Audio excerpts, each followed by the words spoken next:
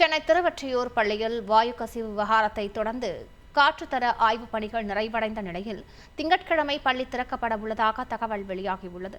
திருவொற்றியூரில் உள்ள பள்ளியில் கடந்த அக்டோபர் 25ஆம் தேதி 10ஆம் வகுப்பு பயிலும் மாணவர்களில் 35 பேர் வாயு கசிவு ஏற்பட்டதாக கூறப்பட்ட சில மணி நேரத்தில் மயக்கமடைந்து மருத்துவமனையில் அனுமதிக்கப்பட்டு பின்னர் டிஸ்சார்ஜ் செய்யப்பட்டனர். இந்நிலையில் மாவட்ட சுற்றுச்சூழல் பொறியாளர் உள்ளிட்டோர் பள்ளியில் ஆய்வு செய்ததில் பள்ளி அருகில் தொழிற்சாலை எதுவும் இல்லை என்றும் செயல்முறை வகுப்புக்கு பயன்படுத்தப்பட்ட ரசாயன பாட்டில்கள் சுத்தம் செய்யப்படாமல் வைக்கப்பட்டிருந்ததாகவும் கடந்த 4ஆம் தேதி மீண்டும் வாயு கசிவு ஏற்பட்டதாக 7 மாணவிகள் மயக்கமடைந்து மருத்துவமனையில் அனுமதிக்கப்பட்டதாகவும் தெரிவிக்கப்பட்டது.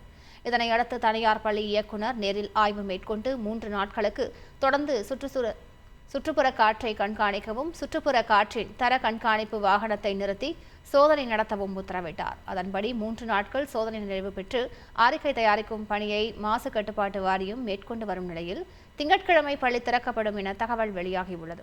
இதனிடையே வீண் வதந்திகளை பரப்பினால் கடும் நடவடிக்கை மேற்கொள்ளப்படும் என காவல்துறை சார்பில் தெரிவிக்கப்பட்டுள்ளது.